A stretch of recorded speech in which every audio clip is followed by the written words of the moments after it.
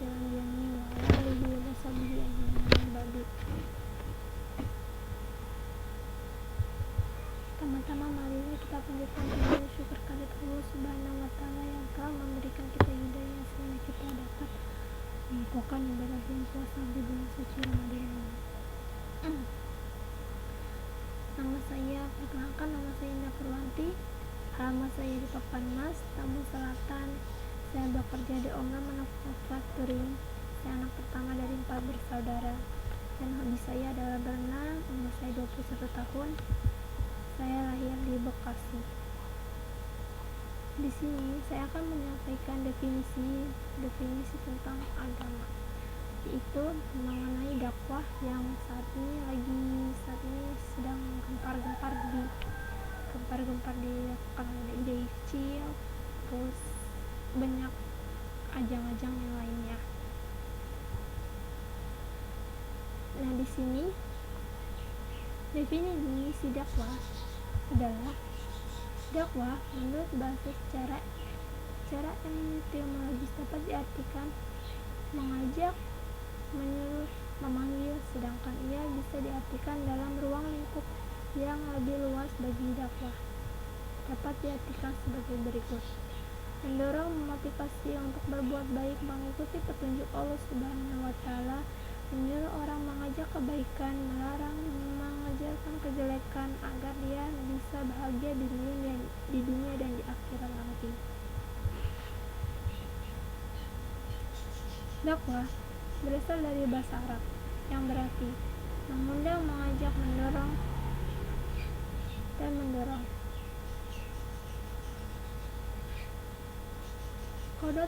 Konotasi yang lazim dalam mengajak, mendorong syarat untuk melakukan kebaikan dan memenuhi kejelekan dan menjauhi kejelekan atau amar ma'ruf dari munkar. Dakwah berarti mengajak saran menuju jalan Allah, yakni agama Islam.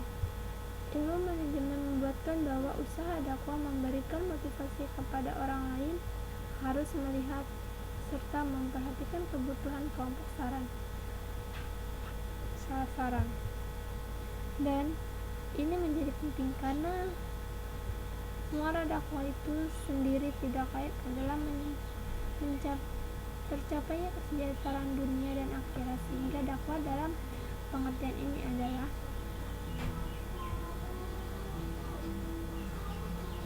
membedakan masyarakat atau rakyat. Dari definisi di atas dapat diambil kesimpulan bahwa dakwah dasarnya merupakan salah satu usaha yang dilakukan secara sadar dan disengaja oleh pelaku dakwah atau dai untuk memberikan motivasi kepada individu atau kelompok untuk mencapai tujuan di atas, yaitu bahagia di dunia dan di akhirat.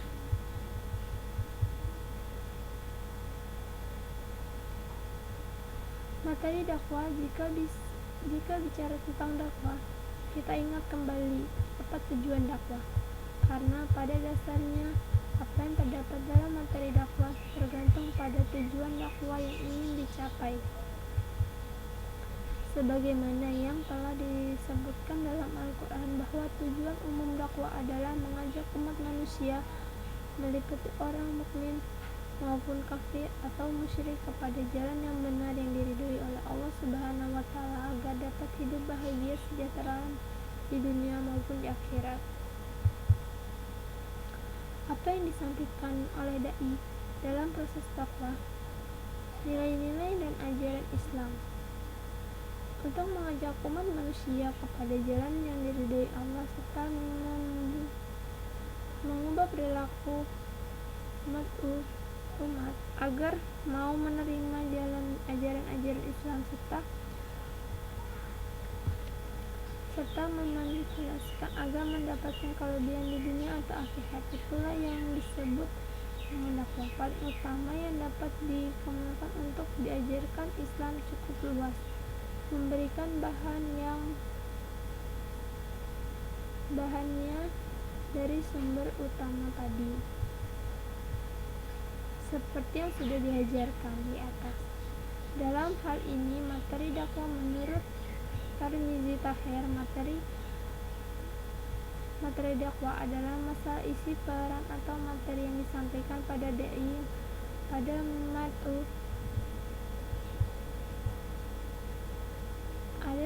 Ada dasarnya sumber pada Al-Quran atau hadis dari sumber yang diliputi akidah, syariah, akhlak. Hal ini perlu disadari bahwa ajaran-ajaran yang diajarkan atau bukan semata-mata berkaitan dengan eksistensi dan wujud Allah Subhanahu wa Ta'ala, namun bagaimana membutuhkan kesadaran agar mau memanifikasi akidah, syariah, dan akhlak dalam ucapan, pikiran, dan tindakan dalam kehidupan sehari-hari. Secara global, materi dakwah dapat didefinisikan menjadi 3 hal. Pada dasarnya, ketiga bersumber dari Al-Quran hadis. 3 hal itu adalah: yang pertama adalah akidah. Dalam Islam, permasalahan akidah yaitu masalah-masalah yang menyangkut keyakinan dan erat hubungan dengan rukun iman. Dalam pembahasan bukan saja tertentu pada hal-hal yang wajib dinamai, akan tetapi materi dakwah untuk menyangkut masalah-masalah yang menjadi lawan seperti syirik, ingkar terhadap keberadaan Tuhan, dan lain-lain. Yang kedua yaitu syariah. Dalam Islam, permasalahan syariah erat kaitnya dengan perbuatan nyata dan menanti semua peraturan hukum Allah untuk mengatur hubungan antara manusia dengan Tuhannya, serta mengatur pergaulan hidup antara semua manusia. Yang ketiga adalah akhlak. Sebagai materi dakwah, akhlak lebih tepat dikatakan pelengkap bagi keimanan dan keislaman seseorang. Namun bukan berarti masalah akhlak tidak penting, karena bagaimanapun juga iman dan Islam seseorang tidak akan sempurna tanpa dibarengi dengan petunjuk akhlakul karimah. Rasul pun pernah bersabda, "Aku ditulis Allah Subhanahu wa Ta'ala di dunia ini halnya untuk menyempurnakan akhlak." Dalam buku yang berjudul Dakwah Aktual mengatakan, Syariah Nabawiyah mengajarkan kepada kita bahwa materi pertama yang dilandaskan umat ajaran Islam yang disampaikan Rasulullah SAW pada umat manusia adalah masalah yang berkaitan dengan pembinaan akhlak salimah, keimanan yang benar, masalah al-lisan, tujuan program, status, tugas hidup manusia di dunia, dan tujuan akhir yang dicapainya.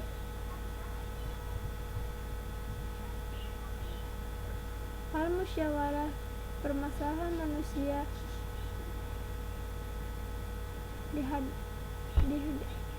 di hadapan Allah Subhanahu wa Ta'ala, dan adalah keadilan yang harus ditegakkan oleh seluruh manusia merata kehidupannya. Hal yang penting harus disadari yaitu semua ajaran yang disampaikan bukanlah semata berkaitan dengan eksistensi atau wujud Allah Subhanahu wa Ta'ala, akan tetapi bagaimana membutuhkan kesadaran mendalam agar mampu mewujudkan atau memanifestasi akidah, syariah, akhlak, dan ucapan, pikiran, tindakan dalam kehidupan sehari-hari.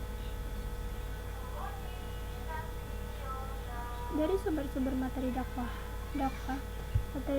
telah dirinci sebelumnya. Pada dasarnya, bersumber kepada Al-Quran dan hadis. Al-Quran dan hadis merupakan pedoman dan sumber hukum serta sumber utama ajaran Islam bagi umat Islam.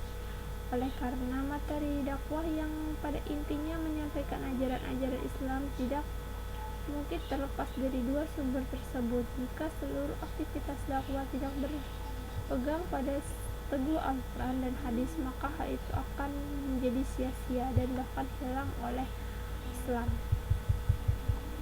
Opini utama Islam itu selalu menganjurkan umatnya untuk terus menggali dan cara berpikir dan berikhtiar untuk menentukan hukum-hukum sebagai tafsiran serta takwil dari Al-Quran hadis, sebagaimana yang dilakukan oleh para ulama. Dari hasil pemikiran penelitian Al-Quran utama itu dapat pula dijadikan sebagai sumber baru setelah Al-Quran dan hadis, artinya hal yang baru tidak bertentangan dengan hal Al-Quran hadis dapat juga dijadikan sebagai sumber materi.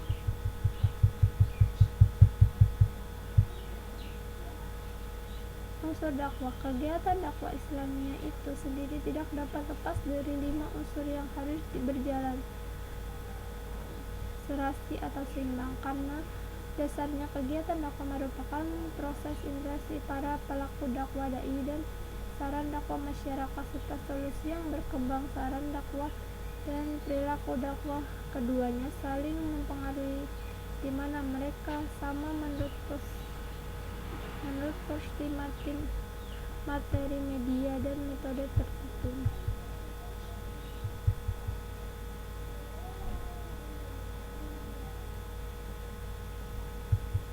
Kesimpulan yang pertama, dakwah pada intinya adalah amar ma'ruf nahi munkar, mengajak, mendorong untuk menuju sesuatu yang baik, mengundang, mengajak untuk menjauhi dari segala sesuatu yang buruk, jelek. Dakwah mempunyai banyak unsur di dalam, seperti yang pertama dai, mad'u, dakwah, materi dakwah, cara penyampaiannya. Pada umumnya, materi dakwah selalu identik dengan ilmu ajaran agama Islam.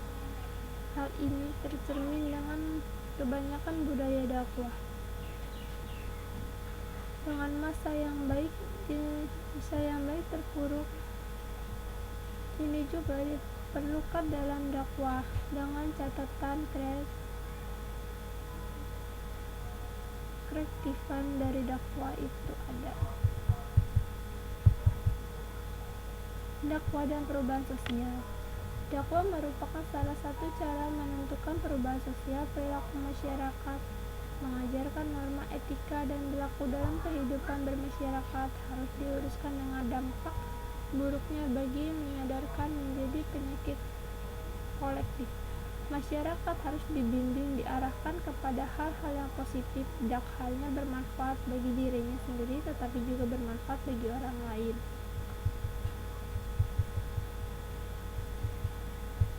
Masyarakat membutuhkan spiritual agar sejalan dengan petunjuk Tuhan. Kaum muslim sejak Nabi Muhammad SAW diutus untuk menyampaikan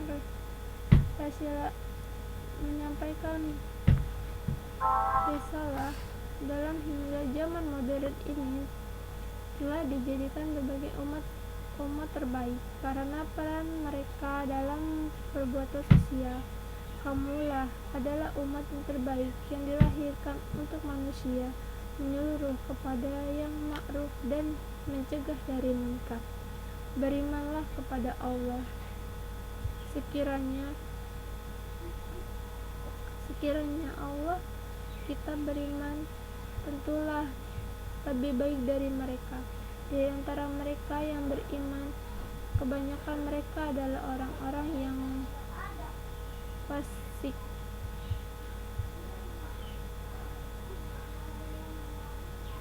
Al-Imran Al-Imran ayat 110, ilmu sosial prospek ayat 110 Surat Al-Imran ini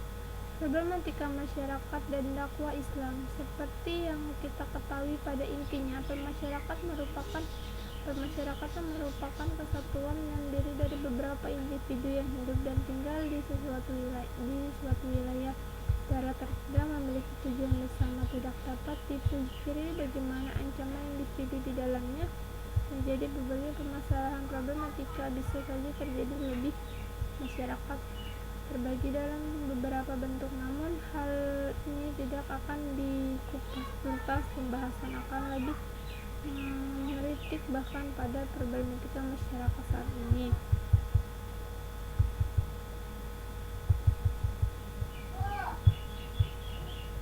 Saat ini juga masih banyak penduduk yang hidup di bawah garis kemiskinan dakwah.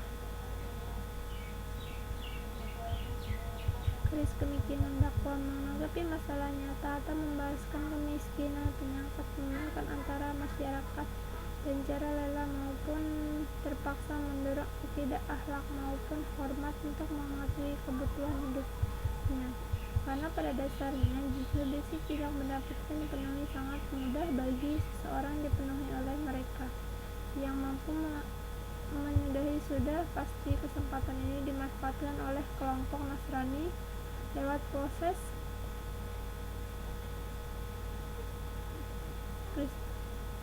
empat jalan yang dilalui kelompok Nasrani dalam